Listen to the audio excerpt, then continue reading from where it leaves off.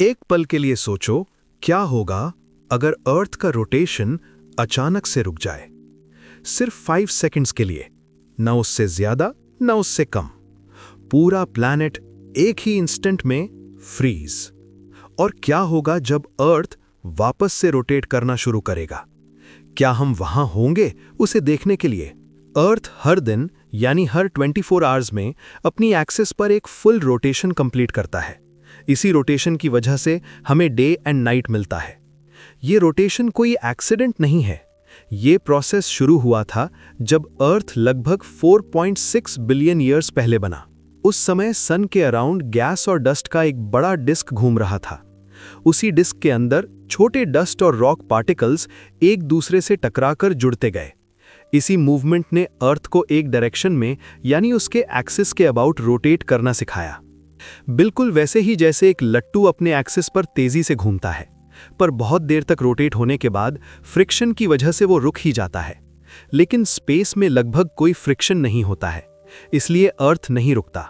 वो billions of years से लगातार रोटेट कर रहा है। पर अब अगर अर्थ एक ही पल में बिल्कुल अचानक से रुक गई, तब सरफेस तो रुक जाएगी, पर एटमॉस्फेयर नहीं। हवा अपनी पुरानी स्पीड से मूव करती रहेगी और यहीं से असली तबाही शुरू होती है। अर्थ इक्वेटर पर सबसे ज्यादा फास्ट रोटेट करता है। यहां विंड स्पीड लगभग 1670 किलोमीटर्स पर आवर हो सकती है। इतनी तेज हवा आपको खड़ा रहने का भी मौका नहीं देगी। ये हवा सिर्फ ट्रीज या बिल्डिंग्स नहीं गिराएगी, ये अर्थ की क्रस्ट तक को डैमेज कर सकती है। चाहे आप ओपन फील्ड में हो या स्टील रीइंफोर्स्ड बिल्डिंग के अंदर, कोई फर्क नहीं पड़ेगा। सब कुछ ऑब्लिटरेट हो जाएगा। आप स्पेस में तो थ्रो नहीं होंगे, क्योंकि अर्थ की एस्केप वेलोसिटी लगभग 40,000 किलोमीटर्स पर आवर होती है। पर आप अर्थ के एटमॉस्फेयर के अंदर ही बहुत दूर तक जरूर थ्रो हो सकते हैं। फ्रांस या न्यूजीलैंड जैसे एरियाज में विंड्स थोड़ी कम होंगी, पर फिर भी लगभग 1180 किलोमीटर्स पर आवर तक तो रहेगी ही। ये किसी भी रिकॉर्डेड स्टॉर्म से काफी ज्यादा है। और हवा ही सिर्फ प्रॉब्लम नहीं है। अर्थ एक परफेक्ट स्फीयर नहीं है। रोटेशन की वजह से वो इक्वेटर के पास से थोड़ा सा बल्ज्ड है, मतलब एक साइड से देखें तो एलिप्टिक लगेगा।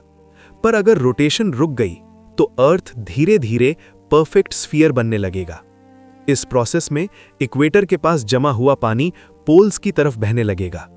एक मैसिव सुनामी आएगी और फिर सिर्फ 5 सेकंड्स के बाद जब अर्थ दोबारा अपनी फुल स्पीड में रोटेट करने लगेगा, सुनामी का पानी वापस लौटेगा। पूरी दुनिया 2 बार एक बड़े वाटरवॉल से टकराएगी। एक ही इवेंट में 2 ग्लोबल इंपैक्ट्स। शायद सिर्फ नॉर्थ या साउथ पोल के पास विंड्स थोड़ी कम होंगी, पर बाकी दुनिया के लिए कुछ भी सेफ नहीं रहेगा। जब सब कुछ खत्म होगा, अर्थ फिर से नॉर्मल रोटेट कर रहा होगा, पर उस अर्थ पर कुछ भी नॉर्मल नहीं बचेगा। बिल्डिंग्स, फार्मलैंड, टेक्नोलॉजी, सब कुछ डिस्ट्रॉय हो चुका होगा। बिलियंस ऑफ लोग, शायद हर एक इंसान इस ब्रूटल फोर्स से जिंदा नहीं बच पाएगा। सिर्फ 5 सेकंड्स, एक छोटा सा वक्त, पर पूरी सिविलाइजेशन का दी एंड। अरे डर गए क्या? डरो मत, ये बस एक हाइपोथेटिकल सिनारियो है। अच्छी बात यह है कि अर्थ के रोटेशन के रुकने के चांसेस अगले कई बिलियन ईयर्स तक लगभग 0 हैं, तो चिंता की कोई बात नहीं है। अच्छा एक बात बताओ, कभी ये सोचा है कि अगर तुम ब्लैक होल में गिर जाओ तो क्या होगा? नहीं? तो सोचो, क्योंकि जिस तरह साइंस टाइम के साथ इवॉल्व होती रहती है, उसी तरह हमारी अंडरस्टैंडिंग को भी इवॉल्व होना चाहिए। अगर वीडियो इंटरेस्टिंग लगी हो तो लाइक करें, अपने चाहने वालों के साथ शेयर करें, कमेंट्स में अपने थॉट्स जरूर बताइए, और अगर आप चैनल पर नए हैं तो सब्सक्राइब करें और बेल आइकन को प्रेस कीजिए ताकि आने वाली वीडियोस की नोटिफिकेशन आपको मिलती रहे। तो मिलते हैं नेक्स्ट वीडियो में। Thank you for watching.